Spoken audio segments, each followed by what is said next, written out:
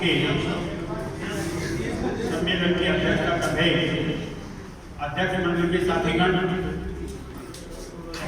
संयुक्त मोर्चे के सभी घटक संगठनों के प्रदेश पदाधिकारी साथियों और प्रतिनिधि साथियों, हमारे मुद्दे जो हैं 7वां वेतन आयोग 1 जनवरी 2016 से लागू हो और 7वें वेतन आयोग की जो सिफारिशें हैं उनके अनुरूप हमारे जो पेंशनधारी हैं निगम के, उनकी पेंशन भी संशोधित हुई। जो हमारे सेवानिवृत्त कर्मचारी हैं पिछले 60 महीने से अगस्त 2016 से जुलाई 2021 तक जिनकी संख्या लगभग 5000 हो चुकी है और जिनका बकाया पेमेंट लगभग 500 करोड़ हो चुका है, उनका भुगतान हो, एक मुश्त भुगतान। रोडवेज में कम से कम 1500 नई गाड़ियों की खरीद की जाए, इसके लिए भी राज्य सरकार रोडवेज को सहायता मुहैया करे। और 9000 आज की तारीख में पद रिक्त पड़े हैं, जिनमें से संयुक्त मोर्चे का मांग है उनकी कि उनमें से जो बस संचालन से जुड़ी हुई श्रेणियां हैं, जुड़े हुए पद हैं, उनकी भर्ती तुरंत की जाए। इसके अलावा जो हमारे बस अड्डे हैं राजस्थान के, हर बस अड्डे से 2 से 5 किलोमीटर दूर जो प्राइवेट गाड़ियां हैं, लोक परिवहन सहित सभी तरह की, उनके स्थान निर्धारित किए हैं। इसी तरीके से राजस्थान राज्य बस अड्डा प्राधिकरण अधिनियम को रद्द किया जाए, जिसके तहत वो कभी सोचती थी भाजपा सरकार कि ये प्राइवेट गाड़ियों को हम रोडवेज के बस स्टैंडों से चलाएंगे, उस विधेयक को रद्द किया गया। ये तो हमारी डिमांड्स है। और पिछले भाजपा सरकार ने जब लोक परिवहन सेवा को पकड़ दिए, हमारे जितने राष्ट्रीयकृत मार्ग थे रोडवेज के, उन सभी को अराष्ट्रीयकृत कर दिया गया है। आज की तारीख में एक बार भी राष्ट्रीयकृत नहीं है। संयुक्त मोर्चे की डिमांड है उन सभी जो पहले राष्ट्रीयकृत मार्ग थे उनको पुनः राष्ट्रीयकृत किया जाए। ये तो हमारे स्थायी मुद्दे हैं। समय समय पर कुछ मुद्दे इसमें जुड़ते चले जाते हैं। जैसे अब मार्च 2020 के बाद से अपनी तनख्वाह और पेंशन मिलना लेट शुरू हुआ और अब बढ़ते बढ़ते अब तो हालात ये हो गई 2 महीने, अब तो 2 महीने हो गए, आज 3 अगस्त है, जून की तनख्वाह और पेंशन नहीं है। तो ये मुद्दा उसमें जुड़ा है। जुलाई से तो 11% ये बढ़ा है, सरकार में सरकारी कर्मचारियों को ऐलान कर दिया गया है। तो रोडवेज में तो अभी तो उसका ऐलान नहीं है। ये डिमांड भी हमारी जुड़ी है। और लास्ट डिमांड जैसे कि आपने सुनी, भाई अगर ये मुद्दे स्वीकार नहीं करती है सरकार, निगम को जनहित में चलाना नहीं चाहती है, तो हमारे इस उद्योग को वो अपने सरकारी विभाग के रूप में चलाए। ये हमारे मुद्दे हैं और ये मुद्दे कोई नए नहीं है, भाजपा सरकार के समय से चले आते हैं। उन्होंने माना नहीं। आपको याद होगा जैसा कि हमने अभियान की घोषणा की कि हम बीजेपी के खिलाफ अभियान चलाएंगे, उस अभियान के तहत हमारे संयुक्त मोर्चे के नेतृत्व में टोंक में इलेक्शन से पहले जो यूनुस खान उस वक्त के तत्कालीन परिवहन मंत्री थे, उनके खिलाफ हम गए, वहां पर रहे। चलिए, उसके बाद में सरकार वाले जब इनका जन घोषणा पत्र तैयार हो रहा था, तब भी संयुक्त मोर्चे ने कोशिश की कि कांग्रेस अध्यक्ष से मिला जाए, वहां से तय नहीं। संयुक्त मोर्चे ने पत्र लिखा कि तुम्हारा जो जन घोषणा पत्र बन रहा है, रोडवेज की ये मांगे शामिल की जाए। और वो रोडवेज की मांगे शामिल हुई। जो घोषणा पत्र है, जन घोषणा पत्र कांग्रेस का, उसमें लिखा गया कि रोडवेज जो है राजस्थान रोडवेज, उसको यथावत चालू रखा जाएगा।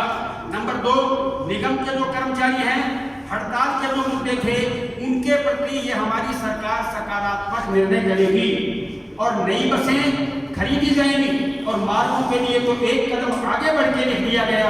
उनको मालूम ही नहीं था रोडवेज के पास एक भी मार्ग नहीं है, सारे मार्ग राष्ट्रीयकृत हो चुके हैं, फिर भी अपने जन घोषणा पत्र में लिख दिया कि मार्गों में वृद्धि की जाएगी, मार्गों में वृद्धि की जाएगी।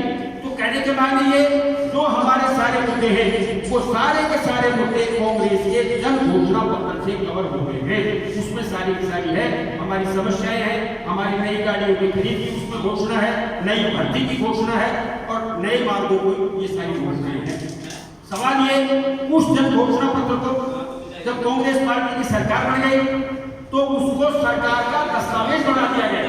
और अब तो 5-6 दिन पहले आपको पता होगा जो इन्होंने कमेटी बना रखी है जन घोषणा पत्र को लागू करने की, उसकी अभी मीटिंग हुई है। बहुत हाई पावर कमेटी है।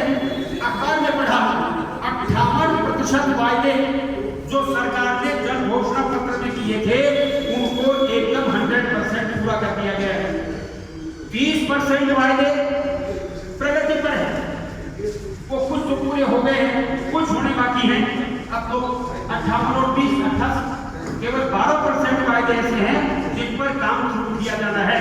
लेकिन आश्चर्य की बात है, रोडवेज के प्रति जो वायदे किए थे जन घोषणा पत्र में लिखा हुआ है उसके बारे में जो समाचार पत्रों में आए और जो स्टेटमेंट सरकार की तरफ से आया उसमें एक शब्द भी नहीं था।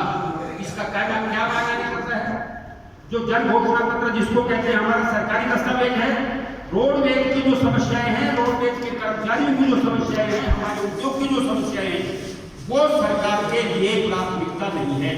सीधा मतलब वो सरकार की प्राथमिकता में नहीं, वरना कुछ परसेंट जो होता, एक दो मसले तो हमारे हल होते, लेकिन उसकी तरफ सरकार का ध्यान नहीं। तो दोस्तों, हमें इन सारी चीजों पर गहराई से विचार विमर्श करके संयुक्त मोर्चे ने ये विचार किया है, तभी ये 3 महीने का कार्यक्रम आपके सामने गया है। जैसा कि यादव साहब ने आपको बताया कि ये फेजेज के अंदर कार्यक्रम है। मैं थोड़ा सा हटके आपको बताना चाहता हूँ, हमारा सबका अनुभव है, आपका भी अपनी बड़ी ब्रांचों में जहां आप काम करते हैं वहां पर अनुभव हो। संयुक्त मोर्चा फरवरी 2014 से लगातार कर रहा है। फरवरी 2014 यानी आप देख लीजिए कितने साल हो गए, 7 साल हो गए। 7 साल से हम लड़ाई कर रहे हैं। और ये भी एक बहुत बड़ी बात है कि दूसरे डिपार्टमेंटों में, दूसरे संस्थाओं में रोडवेज के श्रमिक संगठनों का जो संयुक्त मोर्चा है उसका उदाहरण दिया जाता है कि अगर संयुक्त संघर्ष करना है तो रोडवेज के संयुक्त मोर्चा से सीखिए। इस तरीके की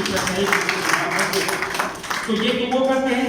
लेकिन मैं जो कहने जा रहा हूं, मेरी फीलिंग ये है, संयुक्त मोर्चा पिछले 7 साल से लड़ रहा है और विश्वास भी बढ़ा है पहले से, लेकिन विश्वास का बढ़ने का जो स्तर होना चाहिए था उस स्तर पर संयुक्त मोर्चे के पदाधिकारी जो हमारे प्रदेश स्तर के हैं, जो हमारे क्षेत्र स्तर के हैं और जो ब्रांच स्तर के हैं, वो अभी तक उनमें विश्वास को विकसित हो नहीं पाया।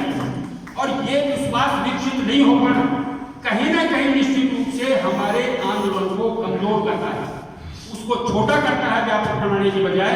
तो ये सम्मेलन में, क्योंकि ये चीज हम आम मीटिंग में नहीं कर सकते, आम मीटिंग में आम कर्मचारी होता है, सम्मेलन में सारे के सारे आप बिल्कुल नेता हो अपने ब्रांच के अपनी जगह के। इसलिए मैं कह रहा हूं कि प्रदेश नेतृत्व जो हमारा है, प्रदेश पदाधिकारी है, वो भी बिल्कुल इस बात को गंभीरता से लें और जो हमारे नीचे के पदाधिकारी हैं वो भी गंभीरता से लें कि हमारा जो आपस का विश्वास है संगठनों का, वो हमारा बढ़ना जरूरी है। उसके लिए हमको रचनात्मक कोशिश करनी चाहिए, तभी हमारा संघर्ष जो है ये हम व्यापक कर पाएंगे। एक बात मैं और कहना चाहता हूँ, 7वां वेतन आयोग जिसको लेके कुछ जगह भ्रांति फैलाई जा रही है, सब संयुक्त मोर्चा मांग कर रहा है 1 जनवरी 2016 से लागू किया जाए। और इस मांग को तो भाजपा सरकार ही मान रही थी।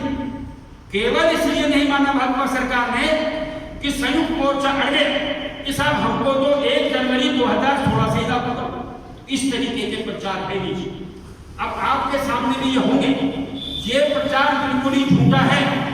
कभी भी भाजपा सरकार के सामने संयुक्त मोर्चे की जो मीटिंग हुई है, कभी भी ये मामला आया ही नहीं कि भाई हम लागू करना चाहते हैं, आप कब से देना है, आप कब से मांग रहे हो।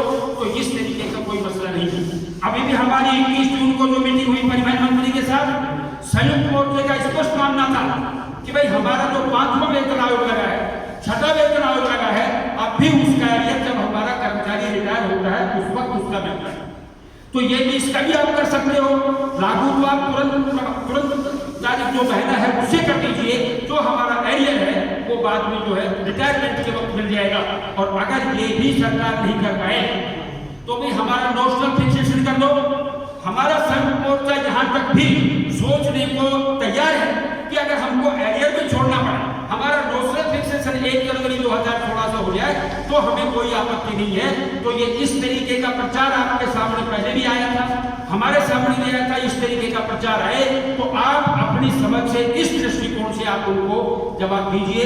और अंत में जो सेवानिवृत्त हमारे कर्मचारी हैं लगभग 5,000, जब ये सत्ता बदली, इस सत्ता बदलने के बाद में 31 महीने का एरियर ड्यू हो गया है। भाजपा के समय में 29 महीने का एरियर ड्यू था, अब 31 महीने का हो गया, 60 महीने हो गए। आप कल्पना कर सकते हैं, आपने पढ़ा भी होगा, आजकल तो इसका सोशल मीडिया का जमाना है।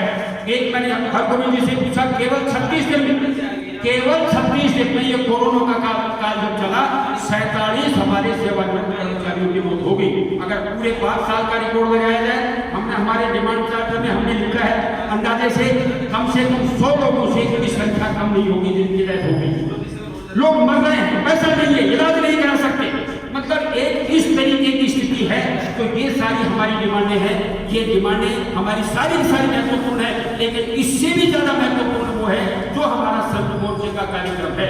उस हर कार्यक्रम से, भले वो 6 तारीख का आने वाली का कार्यक्रम हो, भले वो 12-13 अगस्त का हो, 17-18 अगस्त का हो, 25-26 अगस्त का हो, से हमारी ये जो मीटिंगें होंगी 1 सितंबर से और 30 सितंबर की ये हो, उसके बाद में रैली हो और या फिर हड़ताल हो, सारे के सारे कार्यक्रम इंपोर्टेंट है, कोई छोटा कार्यक्रम नहीं है। हमको सारी चीजें बोला कि आपस में अपने विश्वास को बढ़ाते हुए, अपनी एकता को मजबूत करते हुए, सुदृढ़ करते हुए सारे के सारे कार्यक्रम एक बखूबी के साथ, बड़ी व्यापकता के साथ, मजबूती के साथ हम करेंगे। तो मैं समझता हूँ कि जो हमारी मांगे हैं जरूर कोई न कोई रास्ता इसका निकल पाएगा। इतनी बात कहते मैं मेरी बात समाप्त करता हूँ। बहुत बहुत धन्यवाद।